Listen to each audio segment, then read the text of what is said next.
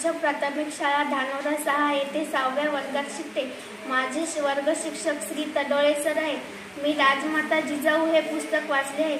या पुस्तकाचे लेखक रजनी हिरकर आहे। या पुस्तकाची भाषा अगदी सोपी व सहज आहे। या पुस्तकामध्ये माता कशी असावी याचे वर्णन केलेले आहे।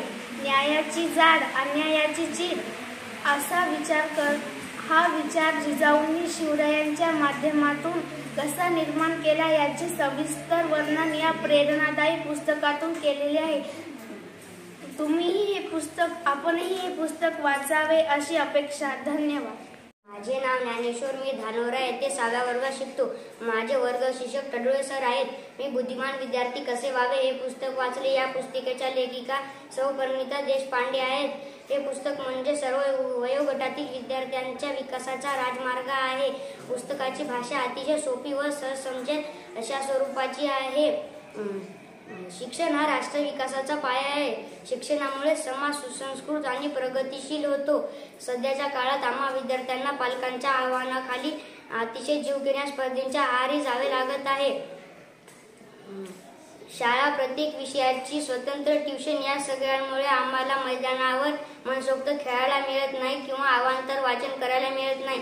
केवळ परीक्षेतील गुण म्हणजे विद्यार्थ्यांचे जीवन असे समीकरण झाले आहे। त्याच्याही पलीकडे काहीतरी आहे हे पाहण्याचे डोळस दृष्टी या महावाचन उपक्रमामुळे सर्वांना मिळाली। आम्हा विद्यार्थ्यांना याचे खूप खूप आनंद आहे। मी वाचलेल्या पुस्तकाचा मुळात हाच विषय आम्हा विद्यार्थ्यांचे बौद्धिक, मानसिक व शारीरिक विकास कसा करावा, त्याचबरोबर अभ्यासाची गोडी निर्माण होऊन आत्मविश्वास कसा वाढेल, त्या माध्यमातून यशाचे उंच शिखर कसे गाठता येतील हा दृष्टिकोन समोर ठेवूनच बुद्धिमान विद्यार्थी कसे व्हावे या पुस्तिकेची रचना केलेली आहे। तर मित्रांनो, या महावाचन उपक्रमाचा वैयक्तिक मला आणि माझ्या कुटुंबाला खूप प्रेरणा व दिशा मिळाली आहे। तर आपणही बुद्धिमान होण्यासाठी या पुस्तकाचे वाचन कराल या अपेक्षेसह आपणास खूप खूप हार्दिक शुभेच्छा।